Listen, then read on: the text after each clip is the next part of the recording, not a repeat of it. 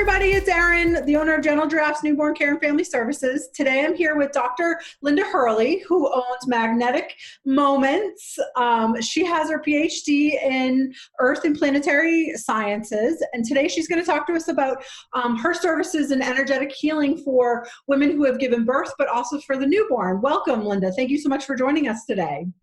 Thanks for having me, Erin. I'm so excited to chat with you today. I am too. So tell me a little bit more about how you help women energetically this way, and also how did you get into it? So I am an energy healer. The way I got into energy healing was actually by chance. Maybe not, I don't know. But I had gone away for graduate school. I was starting to work on my master's degree, and I was terribly, terribly homesick. I grew up really, really close with my mom, and I just felt really guilty, and I felt, all the different feels. So I went searching in this alternative directory for somebody to help me, because I didn't want to go to my doctor and say, I'm homesick, what can you do for me? Because I figured he'd probably send me to therapy. And I had had a lifetime of therapy to know that I didn't want to sit down and start talking about my whole life. Like, I just needed some help right now. So I found this energy healing practitioner, and I started going to work with her. And I just remember walking away from that first appointment just feeling so much lighter and just more centered. And I still missed my mom. I still felt all the feelings, but they didn't they weren't crushing. They weren't affecting my ability to just go about my business. Yeah. So after working with her for almost 15 years or something, she opened up a training program. And so I took the program with her. And part of my training program, I went in with the intention of, I'll just have these tools to work on myself. I'll have these tools to work on my family. But after training and going through and working with people, I realized how much I really enjoy it. And I'm good at it. It's something that, I feel better afterwards. My clients feel better afterwards. And it just feels like a good thing. It feels good. I totally understand. I do a lot of energy work too. I got into it several years ago, and it's really cleared a lot of stuff, and I feel a lot lighter. I feel more solid as like an inner container too. My chakras seem to be on par, doing well, or what have you. So I can completely relate to your clients and to yourself for feeling better and being a different person afterwards too. So tell us a little bit how you specifically, because you gear your company specifically to be able to help women who have given birth. So tell us a little bit of how you go about doing that. There's a couple of things. Your energy, right? Our energy is a whole system, and it's interwoven with our physical body, and it's also interwoven with our thoughts and our emotions. So when I work with clients, we do work on emotional releases and emotional blocks that are there, but also on the blocks that are preventing your physical body from moving forward and doing what it naturally wants to do. So when you get a cut in your hand, your body knows what to do to fix that cut and to heal the skin. Like it knows already what to do. But if it's just not healing, or it starts to fester, or, there's something just isn't right, this is very common with surgeries, like you're just not exactly right after a surgery. The problem could be energetic. So the part of your energy field that's related to that injury or that surgery or that birth can become disrupted. They can break, they can tear, they can, physically, if you can think of it as a physical injury into an energetic space, it actually prevents the lines of energy from connecting. And so that area becomes a spot for soreness, for chronic illness, for disease of various kinds. And so my specialty is to go in and find them and to fix them so that your body can return to what it naturally wants to do, which is be healthy. Right.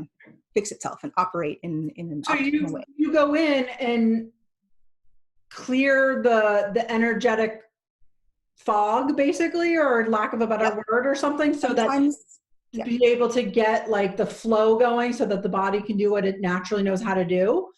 Exactly. So sometimes those blocks are like blocks, or like a wall or a fence, but sometimes it's like mesh.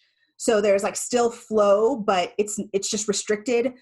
Sometimes it's like a partial barrier, or sometimes it's just, a full on completely like you just have no access to that part of your energetic field. Sometimes it can be blocks that we have built to defend ourselves from what's happening in the world. And sometimes it's blocks to protect the world from us, right? Depending on what messages we get when we're little and depending on what things we believe about ourselves. We always go back to this time when you're little because everything is sort of forming when you're little. You know, by the time you're older, it's sort of like the path that your energy is taking is somewhat set by these blocks that you've had for your whole life. And so sometimes you need them, right? Sometimes you develop these blocks because you actually need them to survive, to feel safe, to thrive in other areas.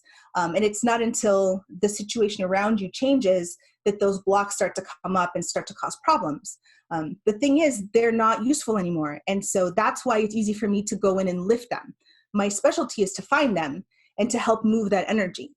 But really, I can't go in and find a block that's not ready to be released. Right. I can't like go in digging and like pulling out things that I know don't belong there. Right. It's really up to the person and what they're ready to let go of. Absolutely. Absolutely. I remember a few years ago, I was at a class too, and they were saying that the blockages won't release unless it's ready to release. So whether it's me still, I mean, they might be like, my time in my life might be ready for it to go because I don't need it anymore, but I might still not be ready myself. So there could be that time, you know, you have to both mentally be ready for it to go, but also your body and your environment and your situation is okay for it to go too. Because I've also heard that if we release too many at once, it can really kind of off kilter, set our system like an off kilter it too, which is interesting. Sure, it can. I mean, I think of that. The first thing I think of when you say that is like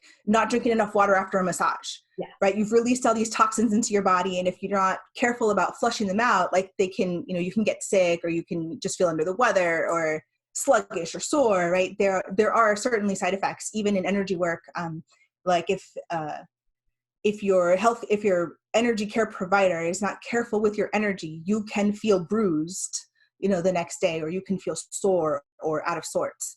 It is definitely, it's not something that you necessarily feel when it's happening, although some of my clients do, but it is something that definitely has an effect in your physical body. They're definitely linked, and there's a response there. There's communication. Oh, I completely understand too. And sometimes, tell me if I'm wrong for your clients, but I just know for some other energy work though, you may not feel it that day or within a week, but in like 2 months, you might be able to like actually feel it. And it's not a physical feeling, but it's something like you're like, whoa, that's totally different than what was going on, you know, 2 months ago. Oh my goodness, Linda's really cleared this for me. You know, something like that. So sometimes it's, even though you have it done on this day, you may not be actually realizing it's been cleared until, you know, a couple months when maybe you needed, or you went into a situation that was similar to something beforehand and you're dealing with it in a different way. Yeah, that's exactly. So on the emotional side of the energy, it's very much reactive. So you will notice because your reactions are different, or because you don't react and you're like, oh, that's funny. I totally would have expected that I would have reacted to this, but there's nothing there for me to react to. Yeah. Yes, that's exactly the kind of things that we work on emotionally. Awesome. Yes. So you tell me that you work on newborns as well. And I understand, like, as you know, the newborns are more receptive to receiving this kind of work as well, because they haven't been jaded by the world and all these different blockages and stuff too. But tell me a little bit more about how that helps them and what are the things that you do for them? Like, why would a brand new mom want to bring their baby to you? I mean, I might understand that, but for somebody who doesn't understand this kind of work. So if we go really into the woo part of all of this and go into the real the energetics part of this, the philosophy is that our souls are not new.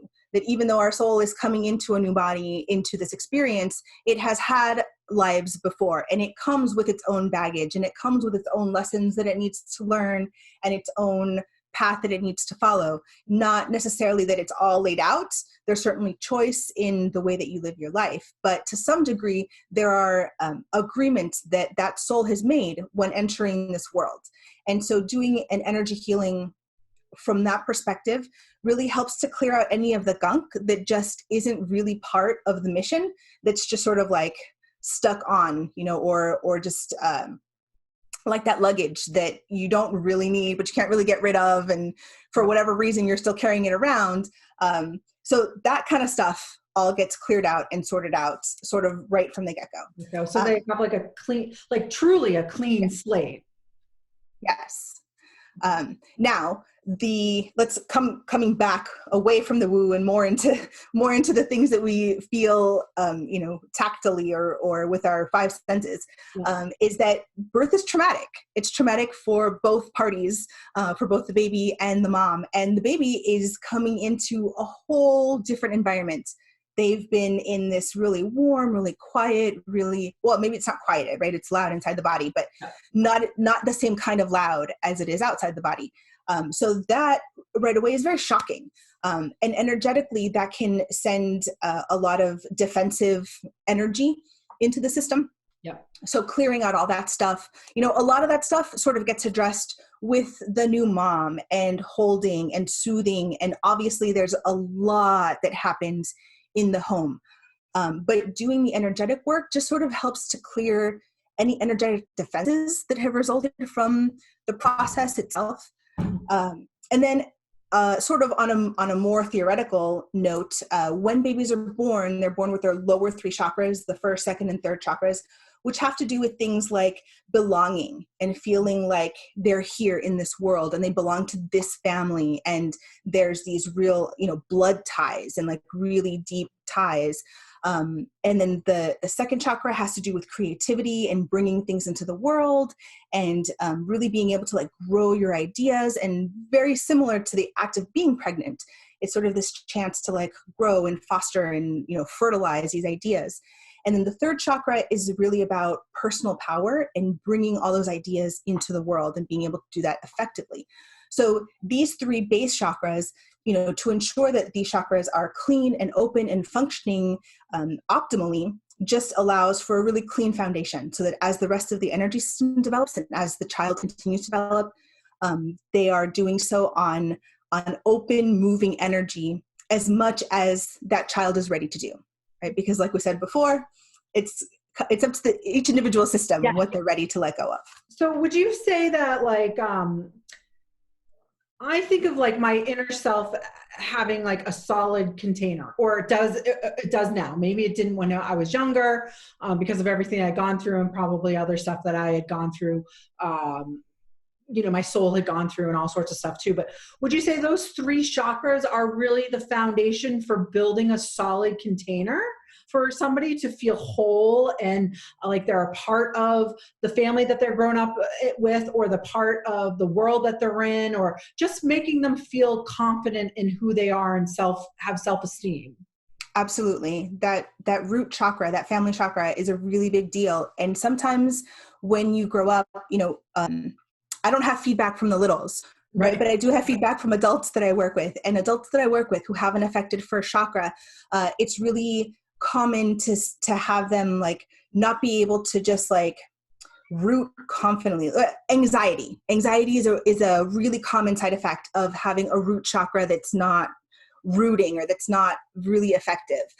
Just feeling like, let me take a breath here, because this piece about family, being attached to family, it doesn't always work out that as adults, we are really connected to our families. And that doesn't necessarily mean that it's because your root chakra is out of balance or not working or not there. It can very much mean this rooting and belonging and family. Part of it is a sense of self and a sense of who you are and a sense of how you fit, right, with respect to the people that you love the most and that love you the most. And that can easily be a set of chosen people, and it doesn't have to be the people that you're born into. But as a person, as a person, let me just say that I certainly want to make sure that my ties to my kids are as strong as possible, and that they feel really comfortable rooted into me as their mother, and my husband as their father, and that they feel really safe in our family. And I think that that's, if you're here watching this video and if you're a part of this community, that's probably how you feel about it too. Yeah. But that's coming as a person and not so much as a healer. Right. Well, no, totally makes sense. I mean, we all want to feel connected, especially to our own children as well. And it's hard because, I was adopted. So there's coming from, talk about just being trauma in general. Trauma, just having a natural birth where everything goes well, it's trauma for the baby. But then imagine being taken from your birthing parent for a loving reason, not for a bad reason, and being brought to another one who raises you, which is probably part of what my journey was supposed to be anyway. But that can disrupt some of that secureness and that attachment and that solidness too. So I can really see how healing all of that can be really beneficial for the baby, regardless of what their end destination is going to be. Yeah, there's a side effect of how having your energetic development interrupted with blocks at this very early age, newborn in particular, like right before you're born to right after you're born, within a couple weeks. A side effect of having that poorly developed is that you have this tendency to feel like you're being pulled apart. Because part of you knows that you need to be whole in order to be well and be here, right here in this world. But when it's not safe, you have learned for whatever reason that it is not safe to be here and to be attached. And so you start to sort of split, and like you yourself start to go off into the dream world, or try to go back to where you came from. Or there's this internal split, which as you grow, right, because we can't go back. As you grow in this world, you have a tendency to feel like you're being pulled in all these different directions, instead of feeling like, okay, I'm here, I'm centered, and now from here I can reach out and attend to these different things. That's great. I'm loving this. I like the energetic world in general, but I think this is so amazing, the work that you do and the stuff that you can help families with too.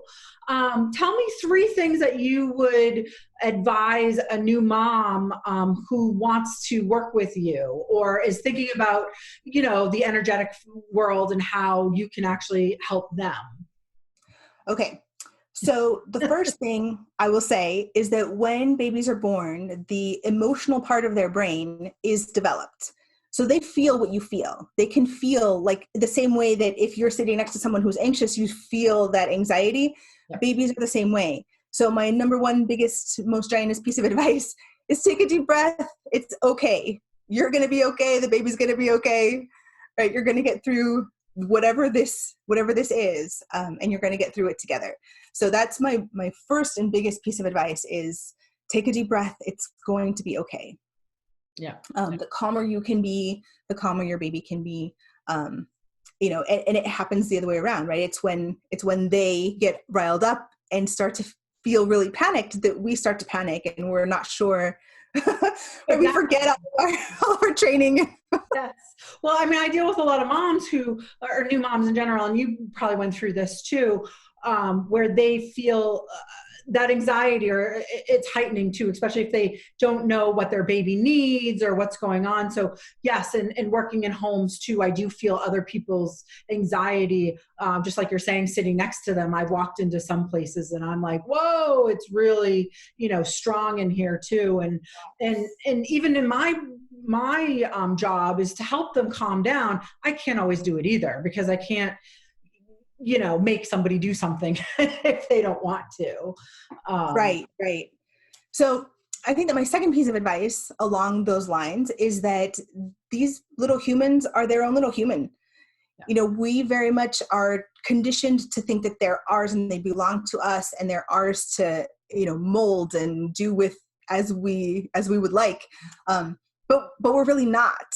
And the best thing we can do is support them along the way and help them to feel safe, in that they are safely making choices, And when they don't make a good choice, that it's safe for them to come to you so that you can help them sort it out. Yeah. You know, my kids are little, so I'm not at the stage where they're making really bad choices. You know, right now their bad choices are like, you know, pulling their sister's hair or or having an extra piece of cake or yes, you know.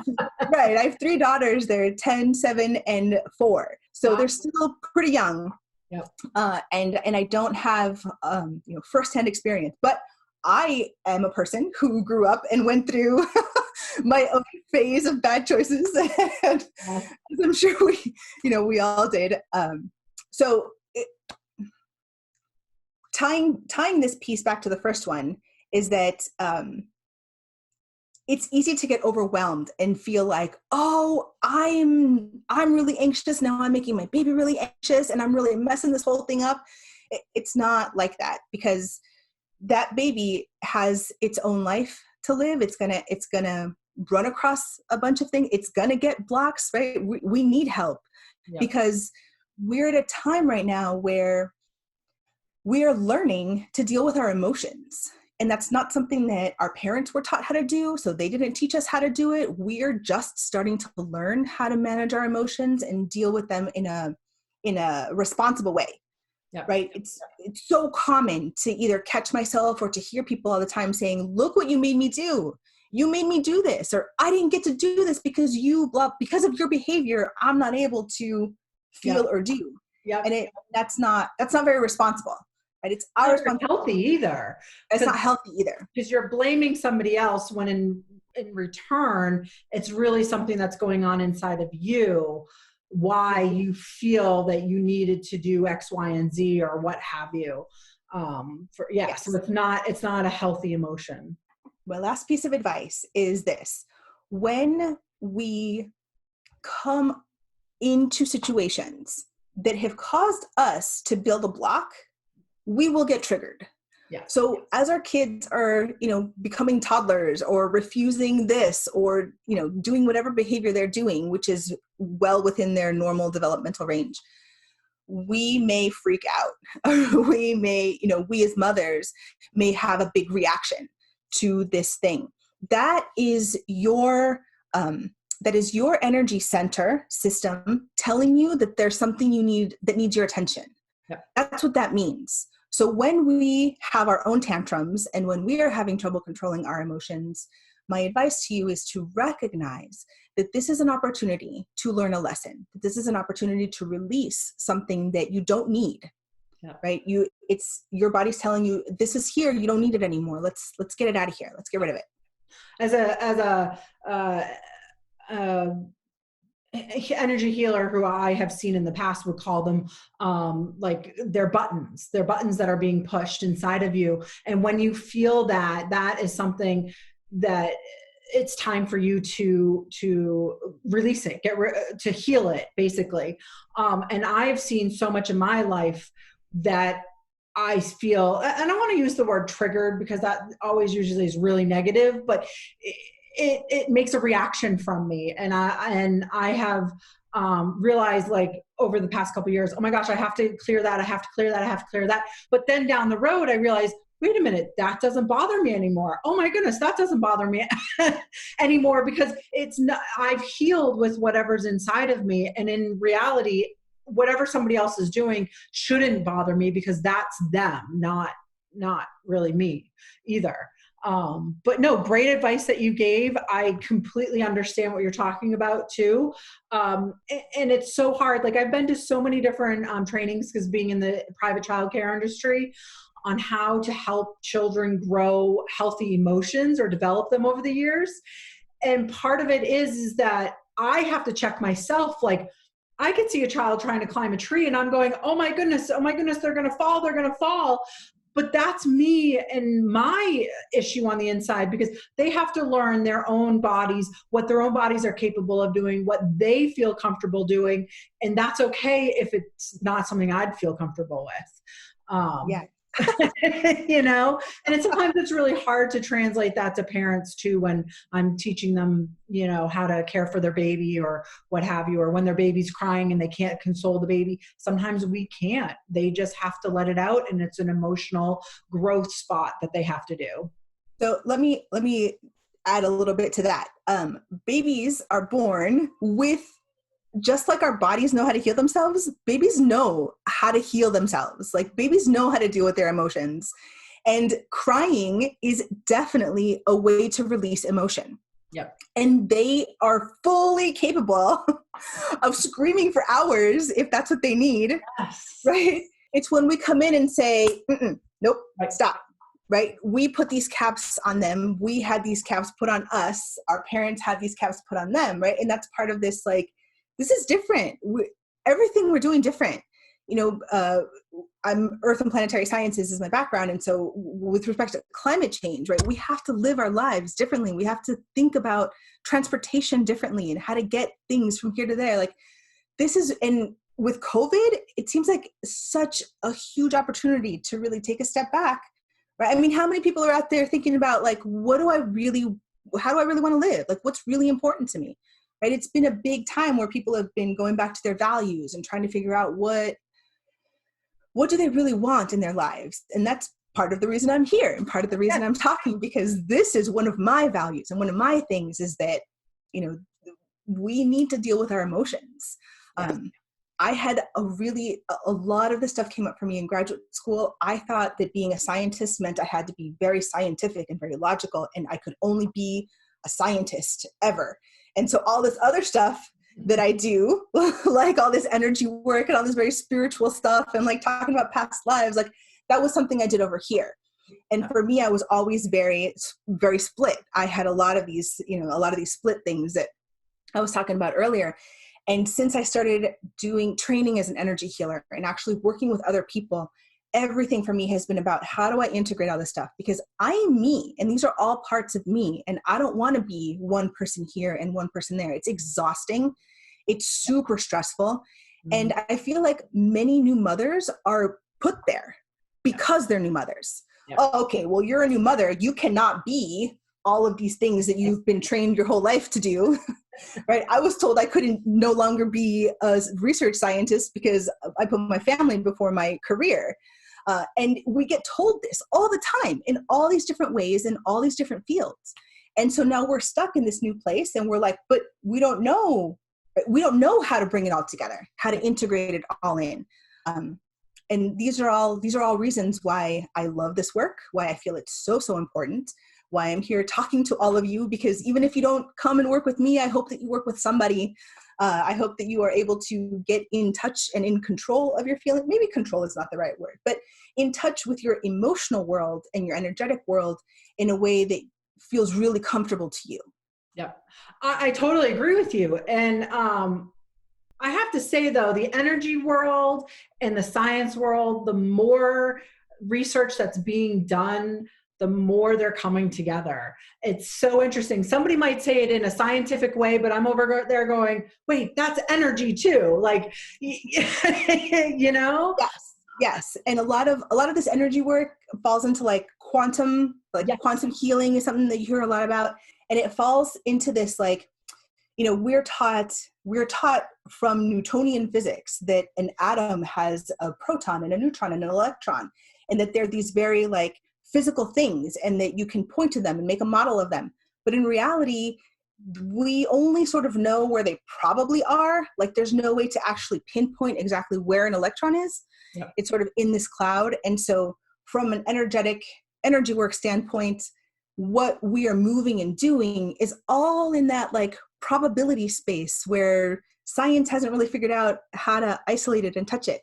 But there is a lot of work being done out there in this like interface between, biology and electricity and like the way our heart moves, right? They're like energetic pulses. And as another side note, when I studied my PhD, I studied the Earth's magnetic field. And my job was to go out and collect rocks and very slowly remove the record of the magnetic field that these rocks had. So rocks have a memory of the magnetic field. Yep. And so my job was to pull that memory out and build a story with it. And that's very, very similar actually to how people hold their energy, right? They're held in these memories and they're held in these like chunks and spots. So it's my job to go in and find them and I'm good at it. I can easily find what's there, what's present, and then we sort of, work to lift it out. And that's my specialty, is the ways in which I can move energy to release that and replace it with clean, universal, divine, gorgeous, beautiful fluid. Oh, yeah. No, that's so great. I mean, the more that you were just talking about how your PhD was to dissect rocks and stuff. But what I find so interesting about what we do for our real job, compared to the energy work, it really helps us with the energy work, or vice versa. Like you were just saying that dissecting these rocks for different things, but you are really good at doing it with your clients too. So they both have been able to give you that experience in different ways to get these small little things, or, I mean, they're major on the inside, but they can be small stuff to pull out of people, which takes training to be able to do. And you've had training doing, pulling these special things out of rocks, which now you can pull these special things out of humans, which is phenomenal. I think that's great. I want to develop something a little bit more systematic, where I can actually do something with the data. I mean, whenever I see clients, I'm collecting data. And so I have this data. So I do play with it. I'm trying to figure out how to turn it around and be able to share it as data, as these neat graphs or plots or trends or things. So that is definitely on the horizon for me, because I'm a scientist and I am trained as a scientist. Yeah. And it will never go away, which is great, which is awesome. I could talk to you all day long about this information, because you're putting babies and families and everything together, and energy work. And those are things that I really love. But I know that you're going to be speaking at our expo on December 6th and talking a little bit more about what you do and stuff too. So let's keep the goods to that. But tell people more about, like, where can they find you, your social handles, and maybe your website or what have you. I'm currently in between websites, so I don't have a website destination to send you to, but I'm very active on Facebook. You can find me as Linda Hurley on Facebook, or you can find my business page, Magnetic Moment Energy Healing. That's the handle. It's Magnetic Moment Energy Healing. And I'm also on Instagram. On Instagram, I'm as magneticmoment.ixtli, which is IXTLI. But Magnetic Moment and Linda Hurley are two ways to find me, to narrow me down in the land of social media. Awesome. Or they can find you on my website, generaldrafts.com, and email me for more information if they want to get a hold of you as well. Well, thank you so much for joining us today. And I definitely look forward to learning so much more about you. And I'm sure so many more families do as well. Thank you. Thank you so much for listening and for having me and for chatting and giving me a chance to share my love. Oh, anytime. Thank you.